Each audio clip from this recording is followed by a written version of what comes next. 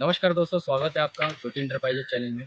Friends, आज मैं आपको प्लास्टर कैसे किया जाता है और प्लास्टर में लगने वाला प्लास्टर कितने एमएम का होता है और सिंगल कोट प्लास्टर क्या है, डबल कोट प्लास्टर क्या है, उसमें क्यूरिंग कितने दिन तक होनी चाहिए, इन चीज़ों के बारे में आज आपको मैं बताऊँगा। तो आप जुड़े रहिए हमारे चैनल से, छोटी इंटरप्राइजेज कंस्ट्रक्शन चैनल, और आप इस चैनल को लाइक करो, सब्सक्राइब करो और शेयर करो। सबसे पहले हमें टैपिंग करके चेक करना है कि कौन सा प्लास्टर ज़्यादा होलो हुआ है। जहाँ पर हमें होलो साउंड लगे वहाँ पर हमें इस तरह से मार्किंग करना है और हमें बिना मार्किंग के कभी भी ब्रेकिंग नहीं करनी चाहिए। अगर हमारी मार्किंग प्रॉपर है तो हमें ब्रेकिंग करने में कभी दिक्कत नहीं होगी, क्योंकि हम उतना ही एरिया ब्रेकिंग करेंगे जितना कि हमें मार्क करके दिया गया है। ब्रेकिंग करने से पहले हमें प्रॉपर सेफ्टी बेल्ट बांधकर ही काम करना चाहिए।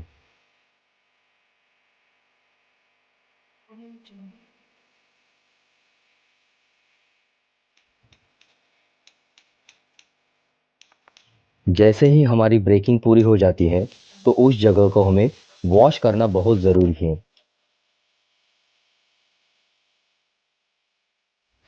आप इस वीडियो में देख रहे हो, कभी भी प्लास्टर की लेवल आने के लिए हमें लाइन डोरी मारना बहुत ज़्यादा ज़रूरी होता है। इसलिए कोई भी प्लास्टर करते वक्त लाइन डोरी मारकर ही उस प्लास्टर को करना चाहिए। पहले हम रेती और सीमेंट का एक चार का माल बनाते थे, उसमें हमारा मटेरियल बहुत ज़्यादा वेस्टेज होता था। और अब मार्केट में रेडी मिक्स की डिमांड बहुत ज़्यादा है। रेडी मिक्स में Wallplast, ACC, UltraTech, Kaneria, Vibrant, एस्कोलाइट, कोहिनूर और बहुत सारी कंपनियां हैं। रेडी मिक्स में भी दो प्रकार होता है, एक होता है रेडी मिक्स प्लास्टर और दूसरा होता है ready mix motor. Ready mix motor में क्रश सैंड और 3 mm के ऊपर के दाने होते हैं, और जहाँ पर भी क्रश सैंड का इस्तेमाल होता है वहाँ दीवालों में हल्की क्रैक जाने के चांसेस होते हैं। क्योंकि ऑल ओवर अगर एवरेज की बात करें तो क्रश सैंड थोड़ा सस्ता आता है, क्योंकि उसमें हीटिंग होता है और हीटिंग के कारण थोड़ी क्रैक जाने की संभावना होती है। और जो रेडी मिक्स प्लास्टर होता है उसमें 3 mm से कम के दाने का इस्तेमाल किया जाता है, ताकि वो प्लास्टर को स्मूथ कर सके और उसकी कार्यक्षमता बढ़ाई जाए और उसमें जल्दी क्रैक डेवलप नहीं होता। अगर रेडीमिक्स प्लास्टर के 40 kg बैग की बात करें तो जो लाइट वेट ब्लॉक्स होते हैं हमारे, उसमें अगर हमें सिंगल कोट करना है तो 10 से 12 mm प्लास्टर का थिकनेस में 17 से 18 स्क्वायर फुट का हमें कवरिंग मिलेगा। और यही चीज़ अगर हमें ईंटों पर करनी है तो ईंटों पर हमें 10 से 12 mm का अगर थिकनेस लेना है तो 14 से 15 स्क्वायर फुट का ही हमें कवरेज मिलेगा। डबल कोट के लिए लाइट वेट जो ब्लॉक होता है, इस पर हमें 18 mm के प्लास्टर में कवरिंग सिर्फ 11 स्क्वायर फुट ही मिलेगा, जिसे हम 9+9 बोलते हैं।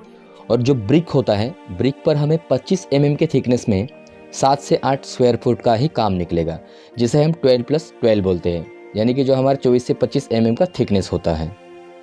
और सिंगल कोट में आरसीसी वॉल में अगर हम 10 mm का थिकनेस लेते हैं तो उसमें हमें 20 से 22 स्क्वायर फुट का ही कवरेज निकलेगा।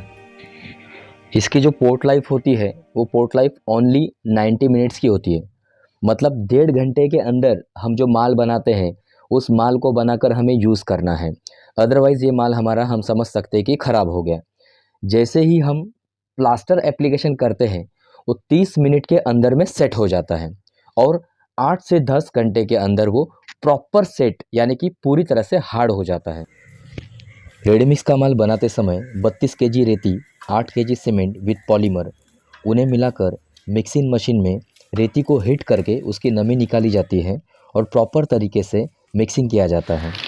उस तरह से हमारा रेडीमिक्स का माल बनता है। अगर आपको कंस्ट्रक्शन लाइन का किसी भी तरह का मटेरियल चाहिए तो आप कॉर्नमेट प्लस प्राइवेट लिमिटेड में संपर्क कर सकते हैं।